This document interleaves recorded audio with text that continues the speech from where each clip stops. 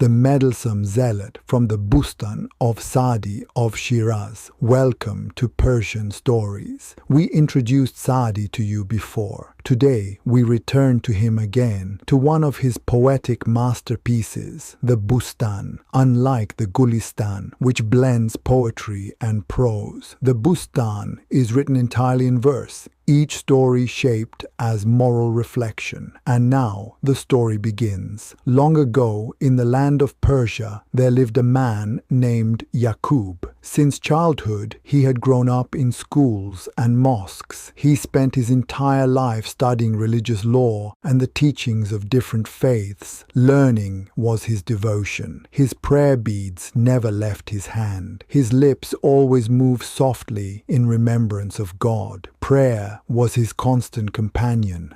People knew him well. A man strict in religion, yet fair in his dealings, respected by all who met him. And he saw himself the same way, a pious man, firm in faith, duty-bound to command the good and forbid the evil. Wherever he went in the world, whether people wanted it or not, he would give them advice and pass judgment on their actions. This was Yaqub, the main character of our story. That year, Yaqub decided to travel. He joined a large merchant caravan heading toward the land of India. They were on the road for months. They crossed towering mountains and vast barren deserts. The journey was long and hard. They escaped from bandits with their lives. They endured the bitter cold of nights and the burning heat of days. Still, they pressed forward. Finally, on a warm spring evening, the domes and minarets of Delhi appeared on the distant horizon.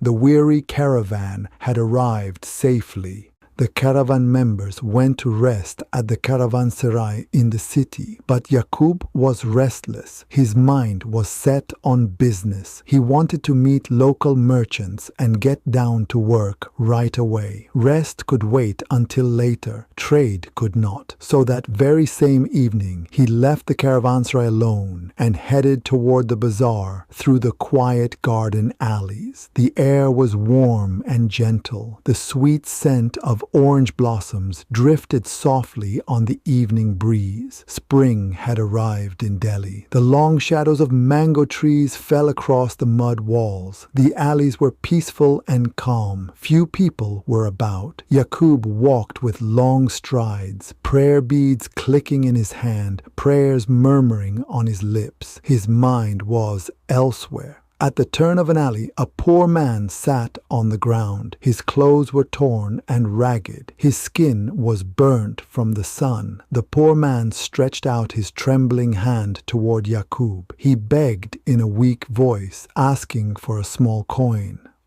But Yaqub did not even turn. No glance toward the poor man. No word of comfort spoken. No coin placed in his hand. Still murmuring his prayer softly, Yaqub walked right past him, as if the man were a stone, not a human being of flesh. A few alleys further ahead, a sight stopped him in his tracks. His feet froze on the ground. His prayers fell silent. In the half-light of a wall, in the shadow of the evening, a tall, dark-skinned man stood there like night made flesh in daylight. He held a young fair woman tightly wrapped in his arms. Her skin was pale like silver. His was dark like the earth. Their lips were pressed together. The sound of their broken breaths echoed softly in the silence of that empty, narrow alley. The two were completely lost in each other's embrace, oblivious to the world around them. Nothing else existed for them. Yaqub felt the blood boiling. It rushed hot through his veins. His heart pounded hard with rage. His face turned red with anger. He thought to himself in fury, what kind of shamelessness is this? In broad daylight they embrace. In an alley anyone could pass. And when he saw the contrast, the man so dark and muscular, the young woman so fair and delicate, his mind jumped to conclusions. He immediately decided the truth. This man must have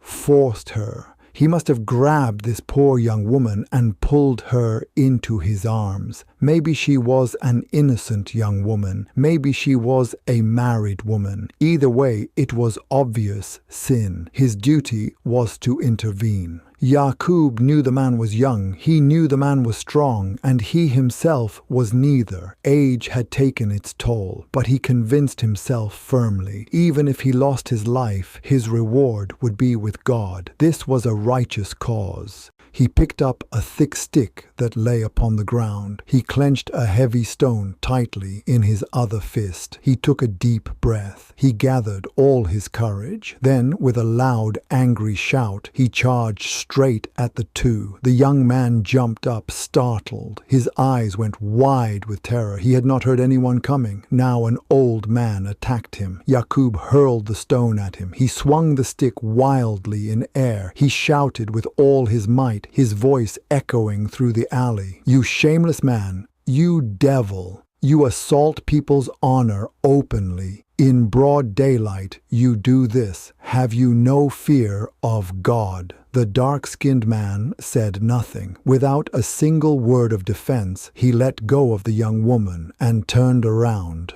to run. Perhaps he thought this angry man was one of her relatives. Perhaps he feared for his life. So he chose to flee. He ran quickly through the alleys, weaving through the garden paths, leaving a cloud of dust behind. His footsteps faded away fast. A moment later, he was gone. The young woman had fallen down. She lay on the ground in terror. Her beautiful dress was dusty now. Her eyes were filled with shock. Yaqub stood there, catching his breath. The anger slowly left his face. A smile of deep satisfaction settled upon his thin lips. He walked toward the fallen young woman. He stood before her and waited for gratitude and appreciation, waited for words of thanks. He waited for tears of joy. He waited for heartfelt blessings. After all, he had saved her from a wolf's clutches. The young woman slowly got up. She looked at this strange man. From his clothing and his accent, she knew he was a foreigner. For a long moment of silence, she simply stared at his face. Then suddenly her face crumpled. She burst into loud sobs, crying from the depths of heart, a heartbreaking, painful cry. Tears streamed down her cheeks. Her whole body shook with grief. Yaqub spoke to her gently. "Whatever happened is over now. Please calm yourself, dear young woman. The danger has passed away. God sent me here to you. I came like an angel of salvation. You are safe now from that man. He will not bother you again." The young woman suddenly looked up. Her tears dried in an instant. Her sad eyes flashed with anger. Her soft face turned to stone. With a quick, sudden movement, she grabbed Yaqub by the collar. She pulled him close to her face. She growled through clenched teeth. "Who are you, old man? Who are you to interfere? Who gave you the right to throw yourself between us? You meddling fool, you have ruined everything. For months and months I waited. My heart beat in anticipation of this very precious moment, and you destroyed it all. For months I stayed awake at night. I could not sleep thinking of him. I counted every single day, hoping and praying to see him. And today, when finally we met, when finally I was in his arms, you came and stole that from me. You stole my happiness away." Yaqub had not expected this. This reaction confused him completely. He tried to free his collar from the young woman's tight, angry grip. In a trembling, uncertain voice, he asked her a simple question. "Was that man your husband then? I did not know he was." The young woman answered him bitterly. Her voice dripped with scorn. "My husband? No, he is not. He is my lover, old man. Someone I chose with my heart. Someone I fell in love with. Not arranged by my family. Chosen by me alone. Yaqub pulled himself together now. His voice became sharp and hard. He spoke with righteous certainty. Judgment filled his every word. Then this is sin upon sin. What you did is forbidden. I have done my holy duty. My reward is with God alone. Now let go of my collar. Release me so I can leave. I want nothing more from you. Our business here is finished. The young woman laughed at his words, a bitter laugh filled with pain, a laugh mixed with deep anger. She would not let him go. She said to him with fire, "Let you go? Just like that? Did I ever ask your help? Did I cry out to be saved? The man whose arms held me, I chose him with my own heart. What business was it of yours? Why did you have to interfere? You should have kept your eyes fixed on your own path ahead. You should have held your tongue, you meddlesome old zealot." From all the shouting and commotion, people began to gather around. Men and women left their houses. A crowd formed in the alley. The young woman shouted her accusations openly. She pointed her finger at Yaqub. She told everyone what happened. Her voice rang through the alley. People listened to her story. They shook their heads at Yaqub. One man said to him, "Why did you have to interfere?" Another man stepped forward asking, "What did it have to do with you? Why didn't you just walk past? Why didn't you mind your own business?" Yaqub felt the sharp looks. Scornful eyes surrounded him everywhere. Shame washed over his whole body, from his head down to his toes. The young woman still held his collar. She would not release her grip. The crowd grew larger and larger. The situation was getting worse. Then the young woman saw her advantage. The crowd was on her side. She suddenly cried out even louder. Her voice became shrill and desperate. "People, listen to me, please. This stranger approached me himself. He has no shame at all. He tried to assault a young woman." A young man picked up a stone. An older man raised his stick. The crowd began moving toward Yaqub. Anger was building in their eyes. Yaqub realized the terrible truth. If he stayed here any longer, not only his reputation was lost, but his very life was in danger. He thought quickly to himself, "Let my golden robe be lost. Better to lose just the robe than to lose both honor and life." So he gathered all his strength, every bit of power he had. He tensed his old, tired muscles. He prepared to make his escape. Suddenly, with one great effort, he broke free from her grip. He pushed through the angry crowd. He began to run for his life. His beautiful Persian robe tore. It remained in the young woman's hands, a trophy of his humiliation.